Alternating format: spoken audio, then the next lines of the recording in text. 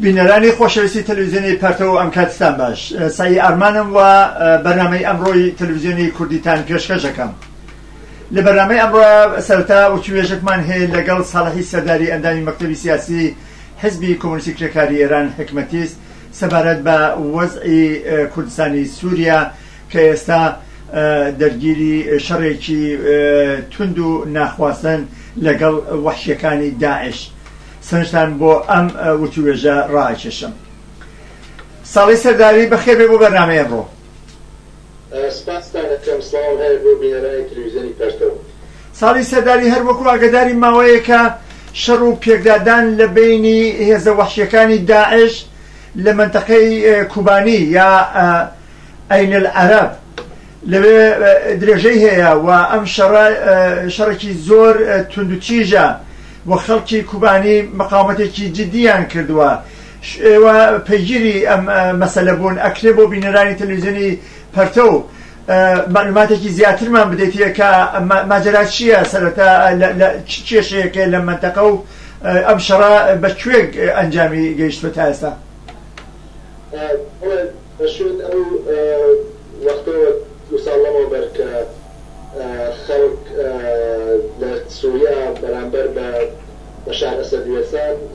منتەقەی کوردستانی تورکیا کە ئەوێتە مەرزی لەگەڵ کوردستانی بەخشن سووریا لەگەڵ تورکیا، ئەوانیش ئەو منتەقەیانە بۆ خۆیان تحت ئژار خۆیان دەرهاورد و هێزەکانی بەشار ئەسەد چوونە دەرەوە بە جۆرێک خۆیان چۆڵیان کرد کە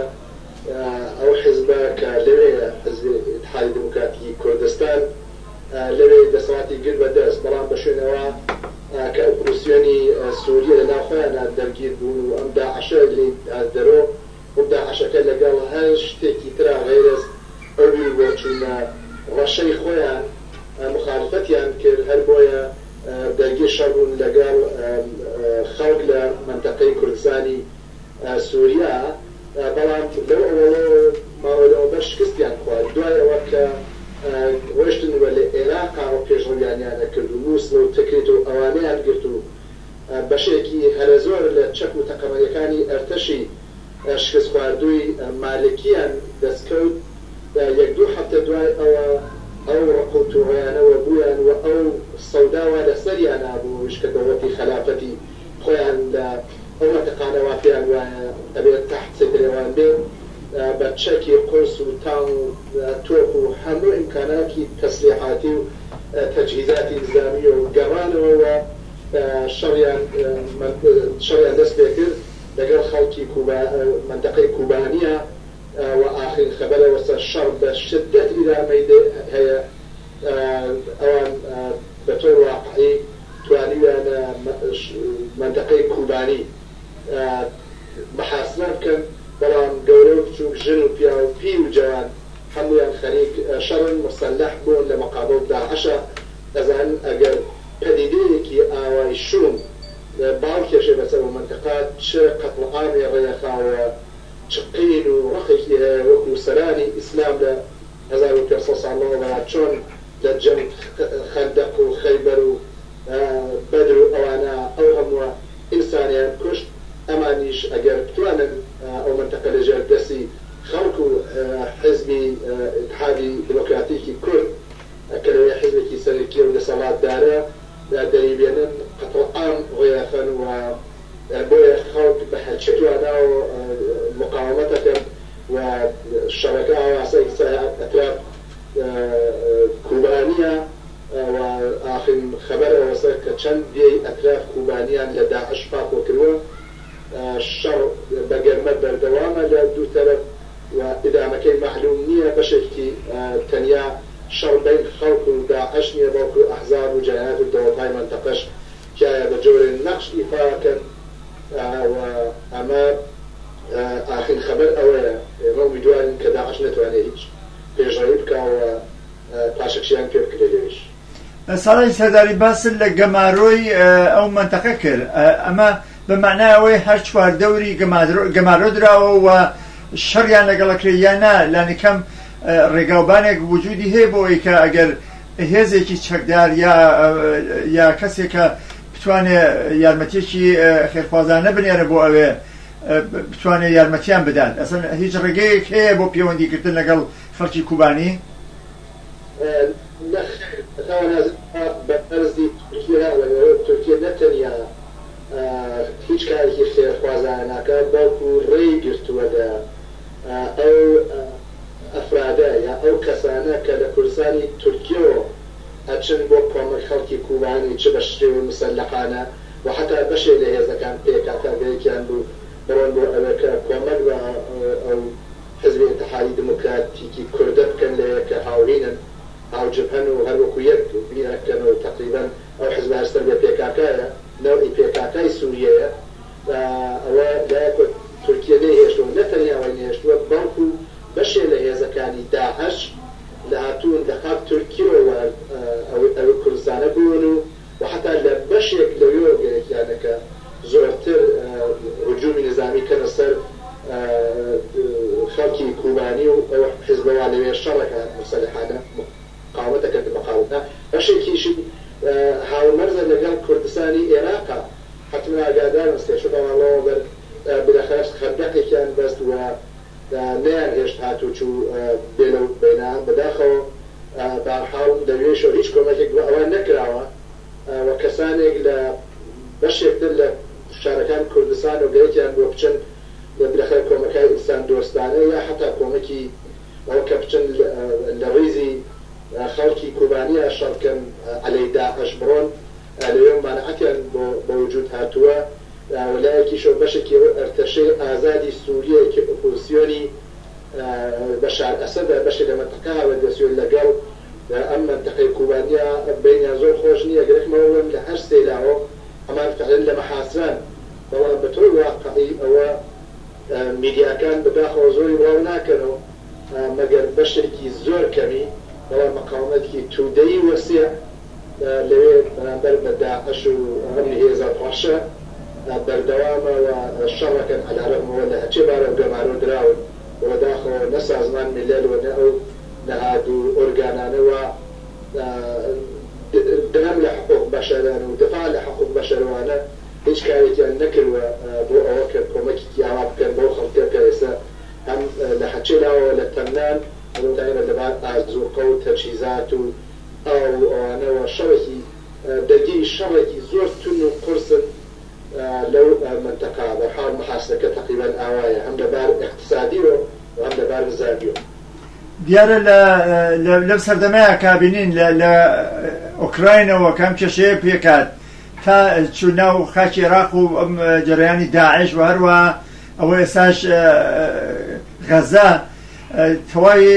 ئەخباری دنیایان بەخۆیانەوە مەشغوڵ کردووە و ئەمە بێگومان ئەتوانێت دەوری ببێت لەوەی کە ئەم شەڕەیە کێسا لەوێ لە جەریانایە کە بێ لەواقع سەرنجی میدیای دنیا و ئەفکاری عمومی دنیا ڕابکێشێت کە لەوێ هێزی خەڵکێک کە نایهەوێ بچێتە ژێر سێبەری ڕەشی داعشەوە ئێستا چالاکیەکانی ئەو فیداکاری و مقاومەتەکەی هیچ کە پەخش نابێتەوە ئەوەی کە بێ یارمەتیشیان پێ بدرێ ئەمە بڵاو نابێتەوە باشە ئەگەر باسی ئەوەت کرد کە لە بەشی کوردستان سنوورێکی بەربڵاویشی هەیە لەگەڵ کوردستانی عێراق و بینی لەو پێش خەندەقیان لێەوە موردی نفرەتی خەڵک قەراری گر ئاگامان لێبوو لەناو تۆڕە ئینتەرنێتەکانەوە پیر و جوان ژن و پیاو هەموو بە چنگە چوون ئەو خەندەقیان پڕەکردەوە ومە شەرمەزاریە بە بڕوان من ئەمە هیچ ڕێگەحەلێکی بۆ پیاکراوە لە کوردستانی عێراق کە چارەسەری ئەم کێشە بکەن و دەسەڵگرن لەم مەحاسرەیە یا لەم ڕێگە بەستنە بەداخەوە تایسە ئەو دەبداماکەی واکراوە نەگەیشتووە هەم لە پارلمانی ئەقلیمی کوردستانە هەم لەناو بەشێک لە هێزە ئەحزاب وەجارەتی کوردستان عێراق ئەم تەلاشە بووە بەڵام تایسە مەوەفەق نەبوون کە بتوان ئەم مەرزە وەها بکەنەوە کە کۆمەک و یارمەتی بگەن بە خەڵکی کوبانی ئەم بشکاتەوە ئیسە گەیبانگیریانە لە هەچێبارۆ کۆمەکێکیان پێ بکەن حەزەکەم یەک شتریش بێژم لەسەرەوە ئەوە تاوانەزمان مەنتەقەیان کرد خۆ معلومە نەقشی تورکیش معلومە زۆر بە ئاشکرا بە ئاسانی فیلم و مەدارەکەی براوە بووە کۆمەک داعشەکە بۆ سەرکوت ئەو خەڵکە لە کوبانی چون ڕاپەڕیون و بەرحەڵگەیەکە دەست باڵا پێیاکە لە مقابل پێکاکە لەوێش بۆیە ئەوە تورکیا مۆزای زۆر ڕۆشنە و زۆر باشکا و کارانەکە بەڵام شتێک کردوێت کە حەزەکەم ملاحەزەیە بێژم لەسەری کە میدیای جەهانی و سوزانم ئەوانەوە ئەخبار دنیامە عکس دەکەن و نەهاتگەل بەمالی و حقوق بەشەر و ئەمانە باز ڕوتە کرد کە باز غەزایەکەن و ئۆکراین باز غەزایەکەن بەڵام بە بێئینسافانەترین و بە غێرە ئینسانی ترین شێوە باسیەکەن باز ئەوەکەن کە ئەڵەی شەڕ بین حەماسە و بین ئیسرائیل ناڵێت لە زەوی و لە دەریا و لە وشکی و ئیسرائیل جەنایەتە کات دەرحەق بە خەڵکی غەزە و دەرحەق بە خەڵکی فەلەستین لان تاکام بەرچاو هەرچێ کەسۆ شەو ڕۆژ خەڵک و بناوە کوژێ لە فەلەستین و لە غەزە بەڵام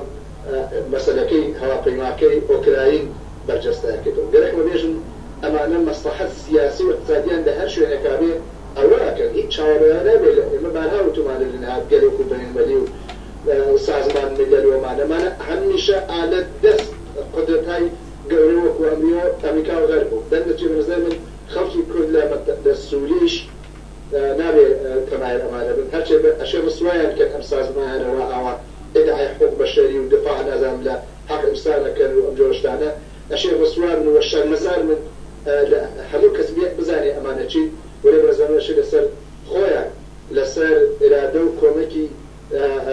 خەڵک چ لە سووریا چ لە عێراق چ لە تورکیا چ کورد چ لە کورد بەنظر من حەسێ بکەن و ئەشێ بە ئەتمار بەنەفسەوە ئەم شەڕە ئیدارە بکەن و چاوەڕوان ئەو نەبن منەزانم زۆر سەختە بۆیان وەلێ پێم وایە ئەمانە قابل دفاعن وەزیفەی هەر ئینسان و هەر جەریانێکی ئازادی خواستەز بمانە کۆمەکان لەم مەشەقەتە لەم سکوتاوە نهاتگەل بەینەمەلی و دەوڵەتگەل منتەقە باسی ناکەن چی بەسەرەوە خەڵکە دێ بەنظر من ئەبێ دانی خەڵکی کوبانی